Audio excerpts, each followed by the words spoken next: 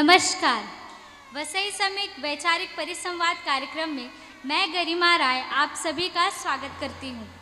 आज के हमारे इस कार्यक्रम में उपस्थित अतिथिगण व मान्यवर महोदय महोदया एवं समस्त प्रबुद्ध श्रोतागणों का मैं अंतर हृदय से स्वागत करती हूँ। आप सभी महानुभावों ने अपने अति व्यस्त एवं कार्यरत दिनचर्या में से भी इस कार्यक्रम के लिए अपना बहुमूल्य समय दिया है, इसलिए आप सभी को बहुत बहुत साधुवाद और आभार। यह जानकर आप सभी को गर्व होगा कि ये वैचारिक परिसंवाद हम सभी ने स्वर्गीय श्री चिम्माजी अप्पा जी की पुण्यतिथि पर आयोजित किया है। कार्यक्रम शुरू करने से पहले मैं आप सभी को इस कार्यक्रम से थोड़ा अवगत कराना चाहती हूँ। वसई समिट वैचारिक परिसंवाद की संकल्पना देश काल परिस्थिति के अनुसार समाज के विभिन्न गतिविधियों को समझना और इसके प्रबुद्ध वर्ग के सामने चिंतन हेतु रखना है। इसके द्वारा सकारात्मक विमर्श, राष्ट्रीय विचारों का प्रचार हो, ऐसा आयोजन का मुख्य हेतु है। परिसंवाद में होने वाले सत्र दो भागों में विभाजित किए गए हैं। प्रथम सत्र में शिवकालीन इतिहास और जेंजी पर चर्चा होगी। उस सत्र के हमारे मुख्य पैनलिस्ट हैं माननीय श्री सुधीर थोराट जी, माननीय श्री डॉक्टर केदार फड़के जी, और इस सत्र के मॉडरेटर हैं माननीय श्री प्रभाकर सूर्यवंशी जी। दूसरे सत्र में एरा ऑफ मैनिपुलेटेड मीडियम्स पे चर्चा होगी, जिसके मुख्य पैनलिस्ट हैं माननीय श्री सुदीप्तो सेन जी व माननीय श्री भाव तोरसेकर जी, एवं इस सत्र के मॉडरेटर माननीय सुश्री कुमारी अदिति दधीच जी हैं। पुनः आप सभी मुख्य अतिथियों को मनपूर्वक आभार। तो चलिए सर्वप्रथम हम हमारी भारतीय संस्कृति पद्धति के अनुसार कार्यक्रम का दीप प्रज्वलन से शुभारंभ करते हैं। मैं हमारे माननीय मुख्य अतिथियों से निवेदन करूंगी कि आप मंच पर आकर माता सरस्वती के चरणों में दीप प्रज्वलित करें और इस कार्यक्रम का श्री गणेश करें।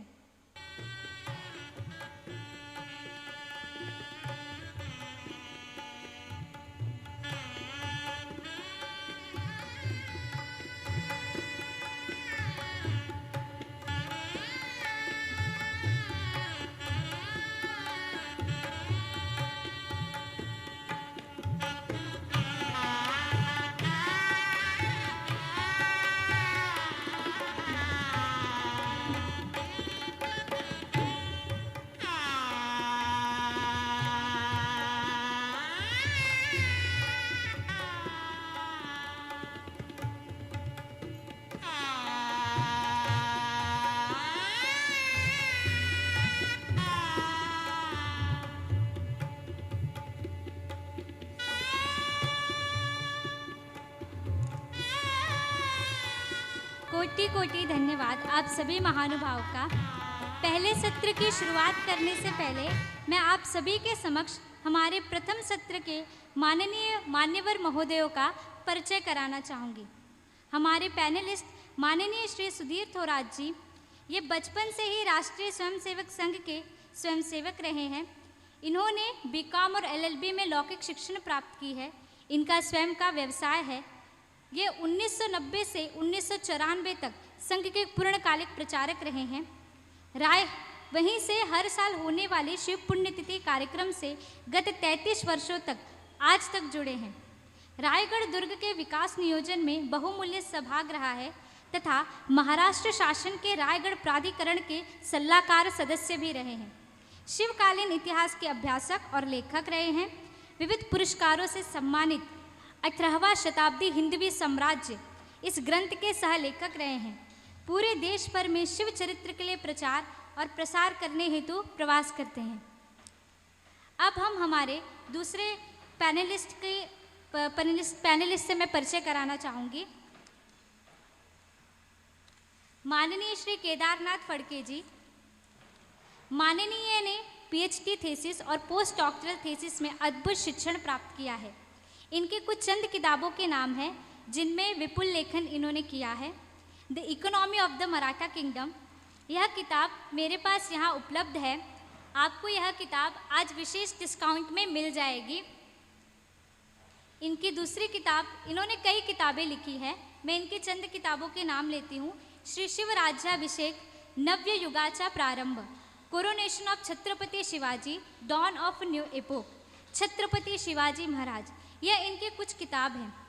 इनका forts architecture of Chhatrapati Shivaji and Shiv छत्रपतींच्या दुर्ग स्थापत्य करके इनकी अपकमिंग पब्लिकेशन आ रही है।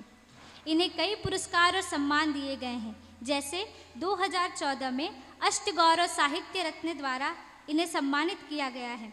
सह्याद्री गौरव विशेष सम्मान पुरस्कारा द्वारा इन्हें सम्मानित किया गया है। इन्हें शिवराज भूषण से सम्मानित किया गया है। ऐसे कई अनेकों पुरस्कार इनसे इन्हें सम्मानित किया गया है। अब मैं आप सभी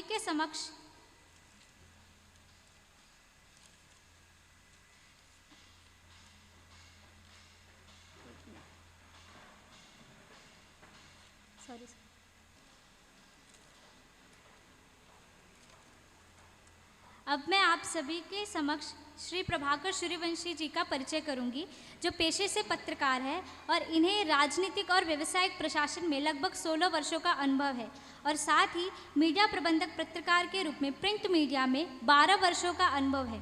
इन्होंने दैनिक गावकरी के पुरावड़ी संपर्कक के रूप में काम किया है एवं मुख्य समन्वयक संपादकीय के रूप में काम किया है। तो चलिए बिना समय गवाए प्रथम सत्र को प्रारंभ करते हैं। अतिथियों के सत्कार के लिए मैं माननीय श्री संघ चालक जी से निवेदन करूंगी कि मंच पर आए और अतिथियों का सत्कार करें।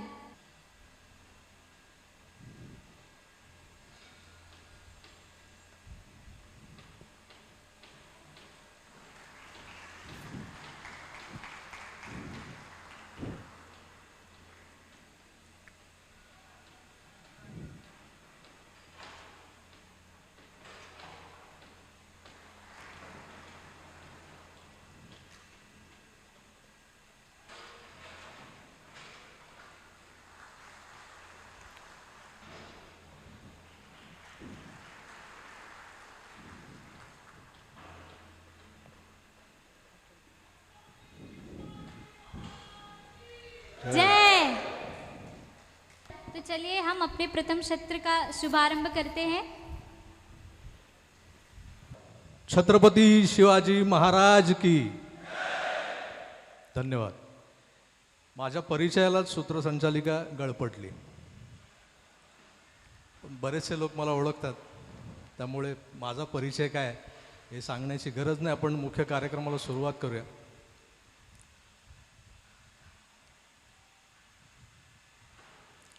शिवरायांचे 8वे रूप, शिवरायांचे 8वा प्रताप, याच्या पुढे आपली गाडी जात नाही। आपल्यावर कसे संस्कार झाले त्यावर सारं काही अवलंबून असते। आपल्या घरात शिवप्रतिमा असते।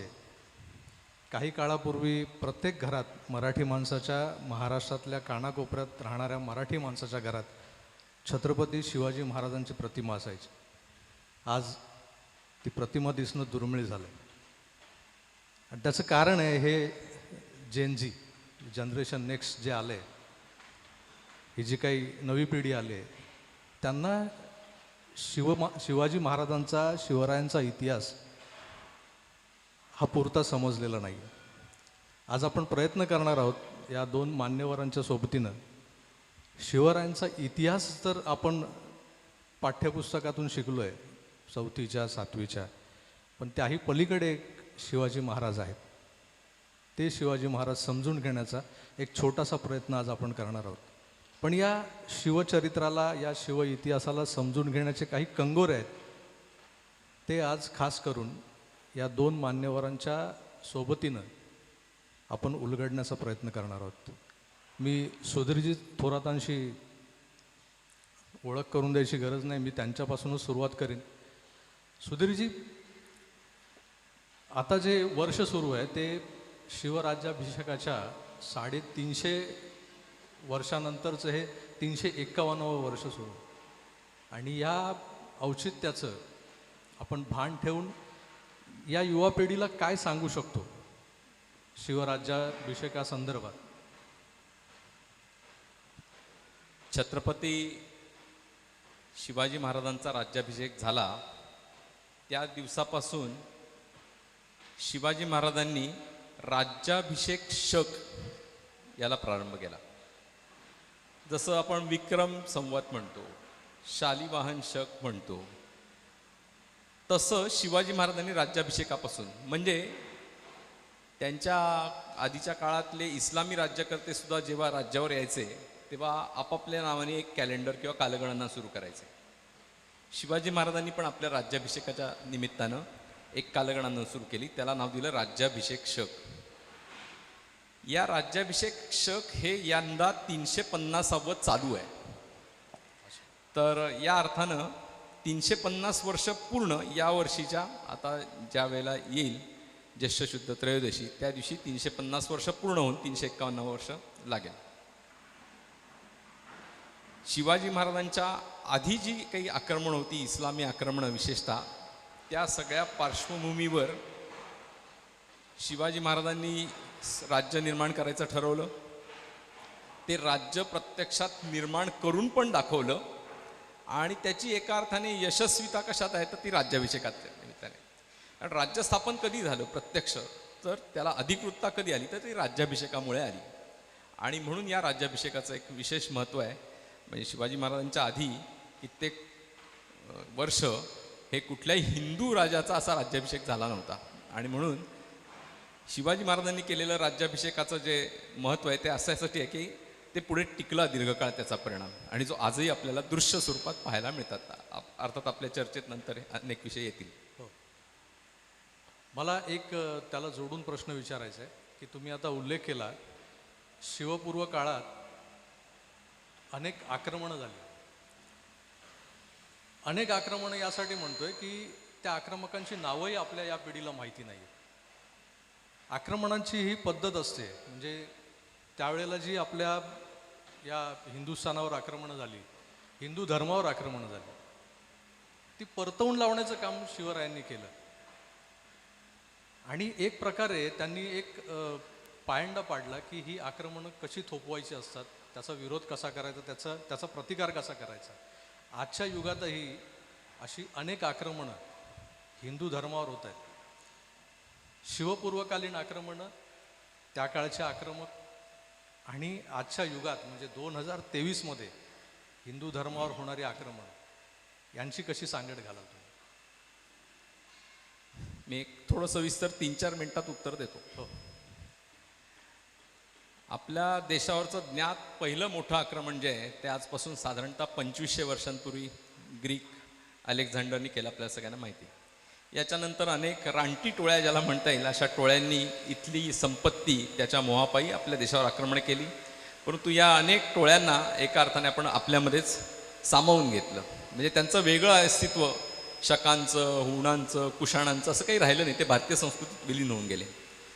पण 8व्या शतकात जे मोहम्मद बिन कासिमचं पहिलं आक्रमण झालं, त्या आक्रमणानंतर या इस्लामी आक्रमणांची धार ही वाढत गेली.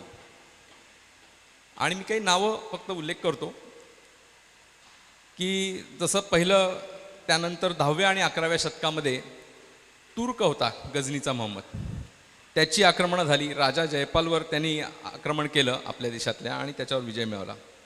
त्याच्यानंतर पर्शियन आणि तुर्क असं संमिश्र वंशाचा मोहम्मद घोरी आला, त्याचं 12वं आणि 13वं शतक होतं. त्यांनी आपल्याला माहिती की पृथ्वीराज चव्हाणचा पराभव केला. त्याच्यानंतर तुर्क वंशाचा कुतुबुद्दीन ऐबक हा एका अर्थाने मोहम्मद घोरीचा गुलामच होता तो खरं म्हणजे, पण तो त्याच्या कर्तृत्वानं मोठा झाला. तर या कुतुबुद्दीन ऐबकनी सुद्धा 12व्या आणि 13व्या शतकामध्ये उत्तर भारतातला बहुतांश भाग, दिल्ली, लाहोर वगैरे या सगळ्यावर विजय मिळवला. त्याच्यानंतर एक तुर्क वंशाचाच अल्लाउद्दीन खिलजी आला, त्याची माहिती आपल्याला सगळ्यांना माहिती आहे. 13व्या आणि 14व्या शतकात विशेषतः त्याची आक्रमणं झाली. त्यातलं देवगिरीवरचं आक्रमण तर सगळ्यांना माहिती आहे. याच्यानंतर आला तुर्कच वंशाचा तैमूरलंग आला. तैमूरलंग हा त्याच्या भारतातल्या सर्वाधिक अत्याचारांसाठी हा प्रसिद्ध आहे. दुर्दैवानं आमच्याकडे आमचे कलाकार आपल्या मुलांची नावं तैमूरलंगवरनं ठेवत आहेत. 14व्या आणि 15व्या शतकातलं त्याचं हे आक्रमण होतं. त्याच्यानंतर मंगोल आणि तुर्क असं संमिश्र म्हणता येईल. बाबर आला. राम जन्मभूमीचा विषय आपल्याला सगळ्यांना माहिती आहे. बाबराचं आक्रमण विशेषतः उत्तर आणि पूर्व भारतामध्ये पण मग तो गेला. म्हणजे आत्तापर्यंतची आक्रमणं उत्तर भारतावर होती ती, आता ती पूर्व भारताकडे पण पसरली. तर अशी ही आक्रमणं होत गेली आणि मग या बाबरानंतर ही सगळी मुघल राजवट आपण पाहतो. तर हा जो सगळा इतिहास आहे, अनेकांना वाटतं की हा सगळा आपला गुलामगिरीचाच इतिहास आहे. असं नाही आहे. या 500-700 वर्षांमध्ये सुद्धा हिंदू समाजाने जबरदस्त प्रतिकार केला आहे आणि ठिकठिकाणी या सगळ्या प्रतिकार करत करत पण झालं असं की स्वतंत्रपणाने एक एक आमचे राजे लढत गेले आणि त्याचा परिणाम एक एक राजा पराभूत होत गेला आणि आमची सगळी एकामागे एक सार्वभौम सिंहासनं जी होती ती अशा पद्धतीने संपुष्टात येत गेली. आता दुसरा मुद्दा म्हणजे शेवटचा, तेवढाच मुद्दा सांगून थांबतो. या सगळ्या आक्रमकांनी हिंदू समाजाला अपेक्षित नसलेले नवीन नवीन आक्रमणाचे प्रकार अवलंबले. म्हणजे आमच्या देशामध्ये आम्ही शरण आलेल्याला मारायचो नाही, क्षमा द्यायचो, परंतु आम्ही जेव्हा पराभूत झालो तेव्हा आम्हाला ठार मारलं जायला लागलं. आम्ही जेव्हा पराभूत झालो त्याच्या पुढच्या आक्रमकाकडनं, तेव्हा आमची घरदारं लुटायला सुरुवात झाली. हे हिंदू समाजाला अपेक्षित नव्हतं की आमचा राजा पराभूत झाला, आमचा काय दोष. त्याच्या पुढचा आक्रमक आला, त्याने आमची शेतीवाडी लुटायला सुरुवात केली. हे देखील हिंदू समाजाला अपेक्षित नाही. त्याच्या पुढचा आक्रमक आला, त्याने आम्हाला गुलाम म्हणून परदेशात नेऊन विकायला सुरुवात केली. हेही हिंदू समाजाला अपेक्षित नाही. याच्या पुढचा आक्रमक आला, त्यांनी आमच्या माता बहिणींवर अत्याचार करायला सुरुवात केली. त्याच्या पुढचा आक्रमक आला, त्यांनी आमची मठ मंदिरं उद्ध्वस्त करायला सुरुवात केली. ही आक्रमणाची धार प्रत्येक आक्रमकागणिक वाढत चालली होती. मग त्याच्या पुढचा आक्रमक आला, त्याने आमच्या मंदिरातल्या मूर्ती फोडून त्या मुद्दाहून मशिदींच्या पायऱ्यांमध्ये घालायला सुरुवात केली. याच्या पुढचा आक्रमक आला, त्या आक्रमकांनी हिंदू महिलांना, हे जे इस्लामी सम्राट असायचे, त्यांच्या जनानखान्यांमध्ये भरती करायला सुरुवात केली. त्यातनं ज्या शिल्लक राहतील त्या त्यांच्या अधिकाऱ्यांमध्ये, सरदारांमध्ये वाटायला सुरुवात केली. त्यातनं ज्या शिल्लक राहतील महिला त्या सैनिकांमध्ये वाटायला सुरुवात केली. त्यातूनही ज्या महिला शिल्लक राहतील आणि त्यांच्यावर त्यांची लहान मुलं असायची, त्यांचा एखादा स्टॉक म्हणून वापर केला जायचा. किराणा मालाच्या दुकानात वस्तू असतात ना कुठल्याही अशा प्रकारचं. म्हणजे काय, जेव्हा जेव्हा ह्यांना पैशाची गरज लागेल तेव्हा या हिंदू ज्या कैदी करून आणलेल्या महिला आहेत आणि त्यांच्याबरोबरची मुलं यांना परदेशात गुलाम म्हणून नेऊन विकायचं आणि त्यातनं मिळालेल्या पैशातनं राज्यकारभार करायचा. अशा पद्धतीचे अन्याय अत्याचार. याच्या पुढचा आक्रमक आला, त्यांनी आमच्यासमोर दोनच, हे शेवटचं सांगतो कारण अजून खूप आहेत असे आक्रमणाचे प्रकार. तर त्याच्या पुढचा आक्रमक आला, या आक्रमकाने आमच्यासमोर पर्याय ठेवला, एक तर इस्लाम धर्म स्वीकारा, नाहीतर मरणाला सामोरं जा. मग त्याच्याशी जे लढले ते मारले गेले. जे लढले नाहीत त्यांना त्यांनी इस्लाम धर्म स्वीकारायला लावला. परंतु काही मंडळी अशी होती आणि मोठ्या प्रमाणात होती की त्यांना लढायचं पण नव्हतं, पण त्यांना इस्लाम धर्म पण स्वीकारायचा नव्हता. त्यांना त्यांनी सांगितलं, तसं जर असेल तर तुम्हाला जिजिया कर द्यावा लागेल. याचा अर्थ काय, आम्हाला आमच्याच देशात हिंदू म्हणून जिवंत राहण्यासाठी आमच्या देशावर चालून आलेल्या इस्लामी आक्रमकांना जो कर द्यावा लागत होता त्याचं नाव जिजिया आहे. तर अशा प्रकारे जी आक्रमणाची धार वाढत वाढत गेली ती त्याच्यानंतर शिवाजी महाराजांचं राज्य आलं. याची नंतर आपण चर्चा करणार आहोत. तुमचा जो शेवटचा मुद्दा होता तेवढाच सांगतो अर्ध्या मिनिटात. आजच्या आक्रमणांची धार सुद्धा हिंदू समाजाला कळत नाही आहे. जी त्यावेळेला प्रत्येक आक्रमक नवीन नवीन नवीन प्रकारचं आक्रमण घेऊन आला आणि हिंदू समाजाला वाटलं होतं अरे हे शेवटची परिसीमा अन्याय अत्याचाराची, याच्याहून आता अजून काही अधिक अत्याचार होणार नाहीत आणि दुसरा आक्रमक नवीन आक्रमणाचा प्रकार घेऊन यायचा. तसंच आत्ता चालू असलेल्या आक्रमणांचे जे प्रकार आहेत त्यातलं पहिलं एक महत्त्वाचं नाव घेता येईल तो म्हणजे लँड जिहाद. हा हिंदू समाजाला अजूनही कळत नाही आहे. मी अधिक वर्णन करायची गरज नाही मला वाटतं. आणि पुढचा आहे लव जिहाद, ज्याच्यासाठी कितीतरी प्रयत्न आपल्याला हिंदू समाजाला जागृत करायला लागतात. मला वाटतं पुढच्या सत्रामध्ये तो विषय अधिकृत येणारच आहे. लँड जिहाद आहे, लव जिहाद आहे आणि वेगवेगळ्या पद्धतीने चाललेले सायबर अटॅक्स आहेत. आता आज जेव्हा आम्ही बसलो होतो तेव्हा भाऊंनी तो विषय सांगितला. हिस्ट्री ऑफ जिहाद नावाची जी वेबसाईट आहे त्याच्यावरती त्यांना ते सापडलेला जो संदर्भ होता त्यात जो स्टॅनयार्ड ज्याची भाऊंनी कहाणी सांगितली की तो एक असा राज्यकर्ता होता आणि दुसरा राज्यकर्ता छत्रपती शिवाजी महाराज, ज्यांनी हा जिहाद थोपवण्याचा सगळ्यात आधी प्रयत्न केला होता. म्हणजे आजपासून 350-400 वर्ष आधी हा जिहाद जर कोणी थोपवण्याचा प्रयत्न केला होता तो ते छत्रपती शिवाजी महाराज होते. आणि ते छत्रपती शिवाजी महाराज या महाराष्ट्राच्या भूमीत या मराठा भूमीत जन्माला आले, इथे वाढले, त्यांचा वारसा घेऊन आपण पुढे जातोय आणि ह्या छोट्या छोट्या फुटकळ अशा लव जिहाद लँड जिहादला घाबरून आपण ज्या पद्धतीने बचावात्मक होतोय ते कुठंतरी दुःखदायक आहे. या सगळ्या पार्श्वभूमीवरती पुन्हा शिवरायांच्या चरित्राकडे येऊया.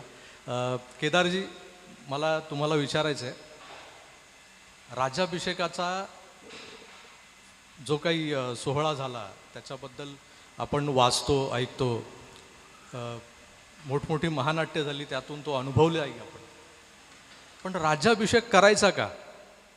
मी राजा झालो, मी ही भूमी जिंकून घेतली आहे आणि मी ह्या सगळ्या जमिनीचा राजा, ह्या जमिनीवर जे राहतात, ही जी काही जनता आहे, ती जी प्रजा आहे, त्यांचा मी राजा आहे, म्हणून जी द्वाही फिटवायची असते किंवा दवंडी पिटायची असते म्हणून राज्याभिषेक केला असं म्हणतात. तसं नाही आहे. राज्याभिषेकाच्या मागचं एक शास्त्रोक्त कारण आहे जे मला तुमच्याकडून समजून घ्यायचं. 1193 मध्ये पृथ्वीराज चव्हाणांचा पराभव झाला आणि दिल्लीवरची हिंदूंची सत्ता सर्वप्रथम गेली. विजयनगर साम्राज्य 7 जानेवारी 1565ला सोमवार होता, तालिकोटच्या लढाईत विजयनगरचा पराभव झाला आणि विजयनगरच्या साम्राज्याला उतरती कळा लागली. त्याच्यानंतर साधारण 109 वर्ष विजयनगरच्या पाडावानंतर आणि दिल्लीची सत्ता गेल्याच्या नंतर 400 वर्ष भारतभूमीमध्ये कोणीही हिंदू राज्यकर्ता हा सार्वभौम राहिला नव्हता. त्यामुळे राज्याभिषेक ही संकल्पना पाठीमागं पडलेली. राज्याभिषेक हा राजसूय यज्ञानंतर केला जात असे आणि राजसूय यज्ञ हा किमान 22 आणि कमाल 31 महिने चालत असे. त्यामुळे एवढा प्रचंड काळ यज्ञ करणं आणि त्याच्यानंतर स्वतःला राज्याभिषेक करून घेणं हे राज्यकर्त्यांना कठीण होऊन बसत असे. त्यामुळे ते राज्याभिषेक न करता दमदाटीनं तसंच राज्य चालवत असत. सार्वभौमत्व ही जी संकल्पना अपेक्षित आहे, मूर्धनाभिषेक म्हणजे ज्याच्या मस्तकावरती अभिषेक झालेला आहे असा राज्यकर्ता. त्यामुळे सार्वभौमत्व पुनर्प्रस्थापित करायचं आहे, हिंदू सार्वभौमत्व पुनर्प्रस्थापित करायचं आहे तर राज्याभिषेक झाला पाहिजे. लोकांना असं वाटतं की राज्याभिषेक ती निकड, ती आवश्यकता ही 1674 मध्ये निर्माण झाली. असं नाही.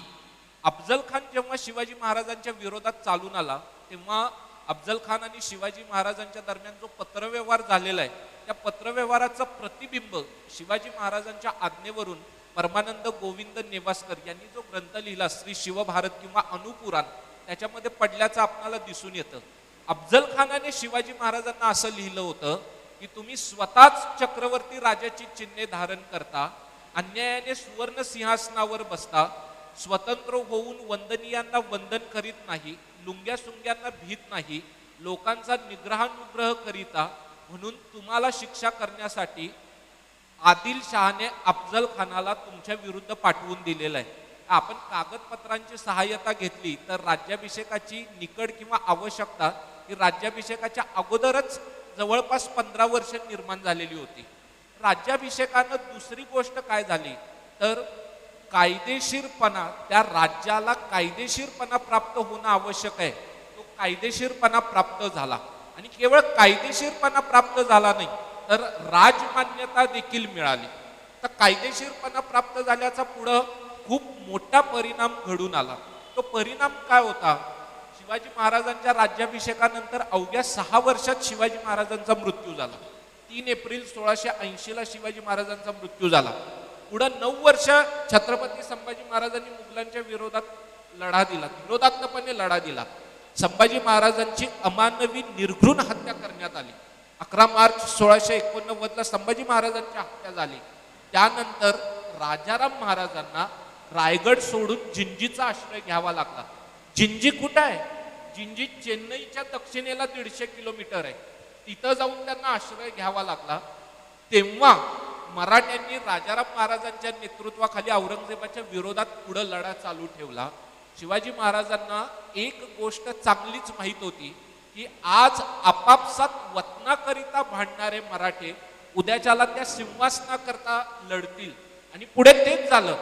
मराठ्यांनी त्यांचा राजा गमावला, मराठ्यांनी त्यांची राजधानी गमावली, मराठ्यांची वस्ती स्थानं म्हणजे मुघलांनी त्यांचे दुर्ग जिंकून घेतले, परंतु मराठा सैनिक कुठेही गेले नाहीत. राजाराम महाराजांनी 4 जून 1691 हनुमंत घोरपडे आणि कृष्णाजी घोरपडे या दोघांना एक पत्र लिहिलंय. त्या पत्रामध्ये राजाराम महाराजांनी त्या दोघांना असं सांगितलं की तुम्ही रायगड जिंकून घ्या, तुम्ही विजापूर जिंकून घ्या, तुम्ही औरंगाबाद जिंकून घ्या, तुम्ही गोवळकोंडा जिंकून घ्या, तुम्ही औरंगाबाद म्हणजे सध्याचे छत्रपती संभाजीनगर जिंकून घ्या आणि तुम्ही दिल्ली जिंकून घ्या. हे सर्व तुम्ही जर का जिंकलत तर मी तुम्हाला 6 लाख कोण सरंजाम देईल. आता ते बिचारे मराठे होते, हिंदू धर्मासाठी लढत होते, भगव्या झेंड्याखाली लढत होते, म्हणून त्यांनी राजाराम महाराजांच्या शब्दांवरती विश्वास ठेवला. सांगतीये मी तुम्हाला 6 लाख कोण सरंजाम देतो. ती व्यक्ती कोणी साधी सुधी व्यक्ती नसून कायद्याने स्थापन झालेल्या राज्यावर कायदेशीररित्या स्थानापन्न झालेली व्यक्ती आहे, म्हणून त्या व्यक्तीच्या शब्दाला तेवढी किंमत आहे. हे त्या राज्याभिषेकाचं महत्व आहे. राज्याभिषेक झाला आणि त्यानंतर अल्पावधीतच शिवरायांचा अंत झाला दुर्दैवी. पण त्यानंतरही ही जी काही मोगलाई होती, जी संपूर्ण हिंदुस्थानात पसरू पाहत होती, ती कुठेतरी थांबली होती आणि ती संपली, कालोघात संपली. पण असं म्हटलं जातं की मोगलाई संपण्यामागे काही आर्थिक कारणं होती. आर्थिक कारणं नव्हती, त्यामागे मराठेशाहीच होती. तर ती कशी होती ते तुम्ही मला तुमच्या शब्दात सांगा. औरंगजेबाचा मुलगा अकबर यांना औरंगजेबाच्या विरोधात बंड केले आणि अकबर पहिल्यांदा राजपुतान्यात गेला 1678ला. तिथून तो खाली छत्रपती संभाजी महाराजांच्या आश्रयाला आला. औरंगजेब 15 मार्च 1682ला औरंगाबादेला आला. औरंगजेब हे आदिलशाही आणि कुतबशाही सुलतानांना ही गोष्ट माहीत होती की जोपर्यंत मराठे उभे आहेत तोपर्यंतच आदिलशाहीचं आणि कुतबशाहीचं अस्तित्व आहे. औरंगजेबानं पहिल्यांदा आदिलशाही बुडवली. 12 सप्टेंबर 1686ला आदिलशाही त्यानं जिंकून घेतली आणि 21 सप्टेंबर 1687ला त्यानं कुतबशाही जिंकली. आणि फक्त एकच औरंगजेबाच्या दृष्टिकोनातून मुघलांना एकच शत्रू उरलेला, तो म्हणजे मराठे. मग त्याने सगळा आपला मोर्चा मराठ्यांच्याकडे वळवला. पुढे औरंगजेबाने छत्रपती संभाजी महाराजांना अमानवीरित्या अतिशय क्रूरपणानं त्यांची हत्या केली. तरी देखील मराठ्यांचं राज्य काही संपलं नाही. मराठे लढत राहिले, 17 वर्ष लढत राहिले. औरंगजेबाला पहिल्यांदा असं वाटलं की ही जी लढाई आहे ती लगेच संपेल, म्हणजे किती 1 वर्ष 2 वर्ष. परंतु तो 82ला औरंगाबादेला आल्याच्या नंतर 5 वर्ष तर आदिलशाही घेण्यातच गेली, अजून 1 वर्ष कुतबशाही घेण्यात गेली. 20 फेब्रुवारी 1707ला त्याचा मृत्यू झाला. तेव्हा त्याचे सगळे रिसोर्सेस संपलेले. हाफी खान ज्यानं मुंतखाबुल लुबाब हा ग्रंथ लिहिला त्याच्यामध्ये त्यानं ह्या सगळ्या गोष्टींचं वर्णन केलेलं आहे. शहाजहाननं जो काही पैसा राखून ठेवलेला तो औरंगजेबानं दक्षिणेच्या युद्धात सगळा उडवून टाकला. 1-2 उदाहरणं म्हणून सांगतो. औरंगजेबानं मराठ्यांचे किल्ले जिंकून घेण्याची जी मोहीम हातात घेतली, मराठे जोपर्यंत त्या किल्ल्यात सर्व काही सामग्री आहे तोपर्यंत किल्ला लढवत असत आणि एकदा का सामग्री संपली की ते मुघलांची बोलणी लावत, जेवढे जास्त पैसे मिळतील तेवढे ते जास्त पैसे घेत आणि पैसे मिळाले की किल्ला देऊन टाकत. मग औरंगजेब त्या किल्ल्यावरती भरपूर सामग्री भरत असे आणि एका रात्रीत मराठे पुन्हा तो किल्ला जिंकून घेत असत. विशाळगड सारखा किल्ला आहे. विशाळगड मराठ्यांनी 2 लाख रुपये घेऊन मुघलांना दिला. वरती गेल्याच्या नंतर मुघल पाहतायत तो काय तिथली सगळी सामग्री संपून गेलेली होती. सिंहगडासाठी औरंगजेबाने 50,000 रुपये मोजले. ते इथं तो जो 25 वर्ष गुंतून पडला, हे जे 25 वर्ष युद्ध चाललंय जगाच्या इतिहासात एकमेव असं उदाहरण आहे की एवढं प्रदीर्घ वर्ष युद्ध चाललं आणि मराठ्यांनी एका तत्वाला जोरदार धक्का दिला. ते तत्व असं होतं की एखादी लढाई हरल्याने युद्ध हरत नाही. त्यामुळं मराठ्यांनी औरंगजेबाचा दीर्घकालीन युद्धात पराभव केला. अलीकडं काय आहे, मुघल इतिहासकारांना मराठांना कोणतंही महत्त्व द्यायचं नाही. मग त्यांची कारणं कोणती आहेत तर ॲग्रेरियन क्रायसिस झाल्या. ॲग्रेरियन क्रायसिस झाल्या त्याचं एक साधं उदाहरण सांगतो. 1595ला आईने अकबरी हा ग्रंथ लिहिला गेला आणि 1665ला औरंगजेबानं जमीन महसूल व्यवस्था सुधारण्यासाठी औरंगजेबानं जमीन महसूल व्यवस्था सुधारण्यासाठी बिहार सुब्याचा जो दिवाण होता त्याचं नाव होतं रसिकदास, त्याला फरमान लिहिलं. मधल्या 70 वर्षात त्या व्यवस्थेत कोणताही बदल घडून आला नाही. 70 वर्षात ती व्यवस्था बदलत नसेल तर ती व्यवस्था ढासळणार आहे किंवा ती व्यवस्था एवढी परिपूर्ण आहे की त्या व्यवस्थेत कोणताही बदल करण्याची आवश्यकता नाही. पुढं औरंगजेब जेव्हा इकडं आला तेव्हा औरंगजेबाने इकडे शेती व्यवस्थेवरती लक्ष दिलेलं आहे. मुघल इतिहासकारांनी मुघल साम्राज्याचा पाडाव होण्याची जी कारणं दिलेली आहेत त्याच्यातलं त्यांचं पहिलं कारण आहे शेती व्यवस्थेचा पाडाव घडून आला. त्यामुळं औरंगजेबाकडं सैनिकांचे पगार द्यायला पैसे राहिले नाहीत. सैनिकांना जागीर देण्यासाठी त्याच्याकडे जमीन राहिली नाही. मनसबदारांची संख्या अतिशय वाढली. त्यांनी अजून दिलेली कारणं, मग औरंगजेबाचा उत्तरेवरती म्हणावा तेवढा होल्ड कंट्रोल राहिला नाही. ही सगळी कारणं तकलादू आहेत. ही सगळी कारणं फक्त आणि फक्त मराठ्यांचा उदय झाला छत्रपती शिवाजी महाराजांच्या नेतृत्वाखाली, म्हणून ही सगळी कारणं तयार झालेली आहेत. त्याची 2-3 साधी उदाहरणं सांगतो. जर का मराठ्यांचा उदय झाला नसता तर काय झालं असतं? औरंगजेबाला मराठ्यांचं राज्य संपवण्यासाठी खाली उतरावं लागलं नसतं. दुसरी गोष्ट, भरपूर सैन्य ठेवावं लागलं नसतं. तिसरी गोष्ट, त्यांना आदिलशाही आणि कुतुबशाही जिंकून घेतली तेव्हा हे सगळं सैन्य कुठं जाणार? एकतर त्यांना स्वतःच सामावून घेतलं नसतं तर हे सगळं सैन्य मुघलांच्या विरोधात गेलं असतं, आणि नाहीतर ते मराठ्यांना येऊन मिळाले असते. मराठ्यांना येऊन ते जर का मिळाले असते तर त्याच्यासाठी अजून कठीण होऊन बसलं असतं. अजून एक महत्वपूर्ण गोष्ट सांगतो. जी जमीन मराठ्यांच्या ताब्यात होती ती जमीन औरंगजेबाला मिळाली असती, त्याच्यातूनही उत्पन्न मिळालं असतं आणि या सगळ्या सैनिकांना जागीर देता आली असती. हे सगळं कशामुळं झालं? हे सगळं झालं त्याच्या धार्मिक धोरणामुळे झालं. त्यानं मराठ्यांच्या विरोधात जी मोहीम उघडली त्या मोहिमेला त्यानं जिहाद असं म्हटलेलं आहे. एकट्या औरंगजेबानं जिहाद म्हटलं असतं तर आपण हा मुद्दा काय झाला,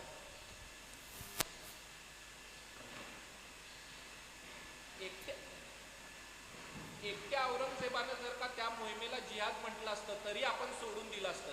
औरंगजेबाचे जे मनसबदार आहेत ते देखील त्या मोहिमेला जिहादच म्हणतायत, आणि मराठ्यांच्या विरोधातलं युद्ध एवढं प्रदीर्घ लांबलं त्यामुळं हा सगळा बोऱ्या झाला.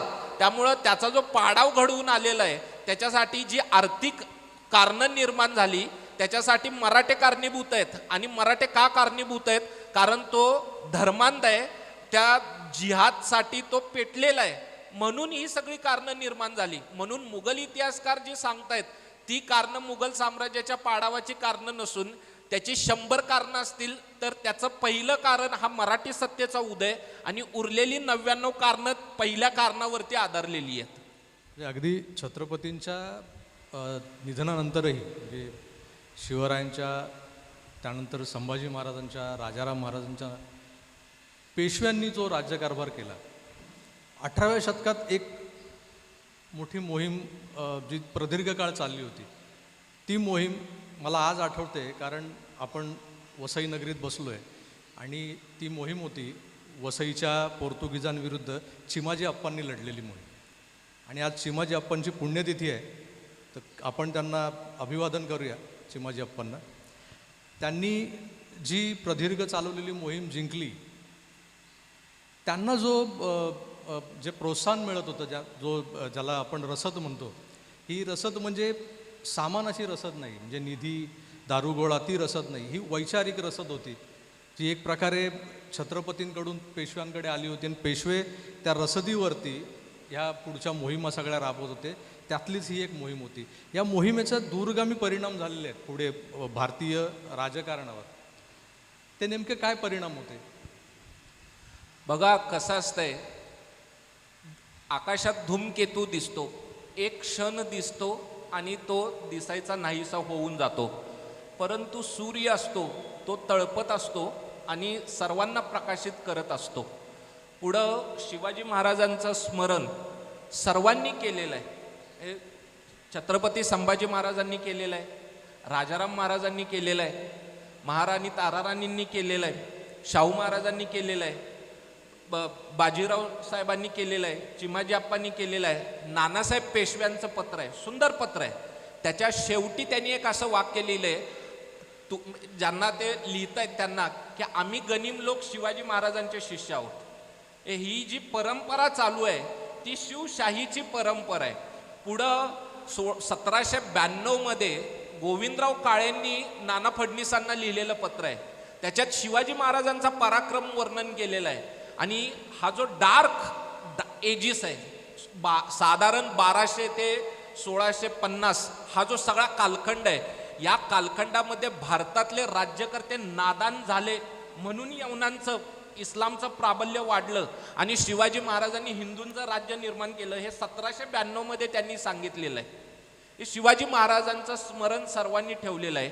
अजून एक 1792 मध्ये जेव्हा टिपूच्या विरोधात मराठे, निजाम आणि इंग्रज एकत्र आले आणि टिपूचा पाडाव केला, तेव्हा पटवर्धनांच्या कागदपत्रामध्ये शिवशाही असा शब्द आलेला आहे. ही जी राज्याची परंपरा आहे, शिवाजी महाराजांचीच परंपरा ती पुढं चालली आणि तो जो अखंड प्रेरणेचा स्रोत आहे तो आज देखील कायम आहे. की पुढं मराठ्यांना एक सेटबॅक बसला, इंग्रजांच्याकडून त्यांचा पराभव झाला.